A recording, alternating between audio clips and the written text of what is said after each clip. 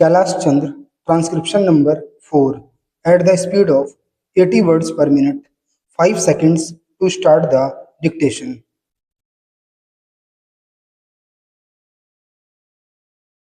Start. Sir, the Essential Commodities Act was passed 5 years ago, and when the minister yesterday came with an amending bill, we expected that he would give us a brief report on the working of this measure for the last few years. But unfortunately, we are kept in the dark in regard to the exact working of the act and the nature of the difficulties the minister is facing. Sir, as far as I know, many of the provisions of this enactment have been observed more in violation by his agents at the state level. The food minister may be very earnest, may be very able, and may be very anxious to see that the various provisions of the Act are implemented in the most effective manner at the state level. But unfortunately, his agents at the state level are not equally enthusiastic or equally anxious to observe the provisions of this enactment. The most important objectives of this enactment are to control the supply and distribution of commodities and to maintain a stable price level. In regard to both these aspects, I am afraid that the government has failed to realize the objectives in view. Some time passed when there was scarcity of food grains. Attempts were made to make procurement from certain wholesale merchants and from rice mills. In my own state, I know of many instances of such procurement where, after making known that certain things had to be done and certain steps had to be taken by the merchant community, nothing was done later on by the government when they found that these very orders of the government were violated.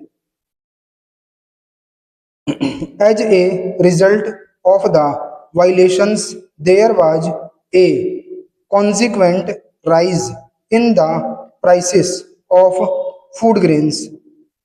In respect of other commodities like iron and steel, paper, etc., we see a lot of speculative activities, but the provisions of the Act have not been brought to bear on them. Perhaps no case of prosecution was launched against those people who contravened the various provisions of the Act.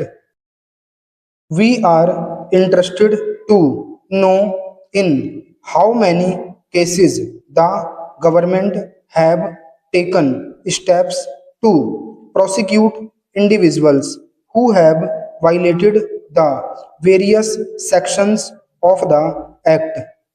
The minister said that the powers under the act were not adequate. We sympathize with the food minister, but I want to know what action has been taken in this regard by the various state governments. In regard to the amending provision, I want to know from the minister what would be his difficulty even if minor offences are taken to courts of law. For instance, the Motor Vehicles Act deals with various offences, both major and minor, and various minor offences under the Act are taken to courts and people are prosecuted. What is the difficulty in taking these cases of a minor nature to courts of law? There, the people will have some safety that they will get a hearing, and if the offences are really offences, then they would be prosecuted. Otherwise, they will be acquitted.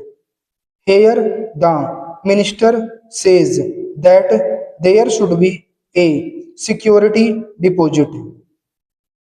If there is a violation of a particular provision of the enactment, then the executive authority will have the power either to confiscate a part of the amount or the whole of the amount. We are clothing the executive authority with more powers. I do not grudge giving powers to the executive authority, provided they are used properly and effectively and in a most fair manner. But unfortunately, there have been discriminations apart from the ineffectiveness of the various provisions. Wherever these provisions were used, there had been discriminatory use of these provisions against a few or in favor of a few. Normally, when officers are clothed with more powers, there is large scope for corruption. I feel that it would be desirable to avoid such malpractices, and it would be desirable. I think that even for minor offences, the parties should have a chance to defend their actions.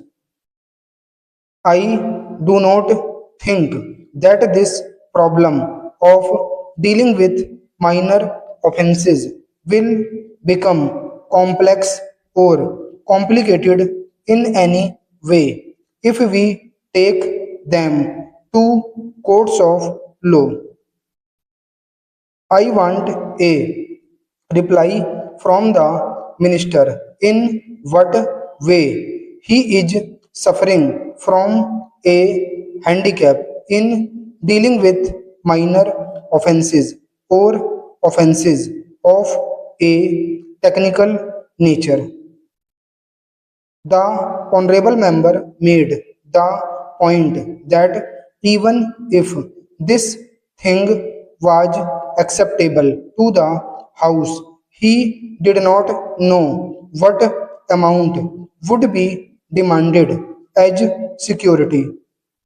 So the minister should tell us what amount is normally expected from a licensee in all cases, and what the offenses are, which are of a technical or minor nature, which he has in view.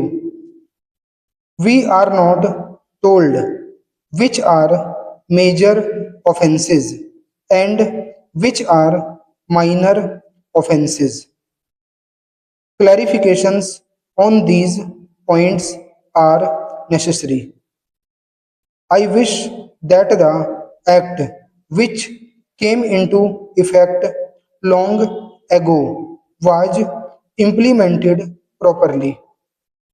I know that the minister here is very earnest in implementing it, but his colleagues at the state level and at the central level are disappointing him.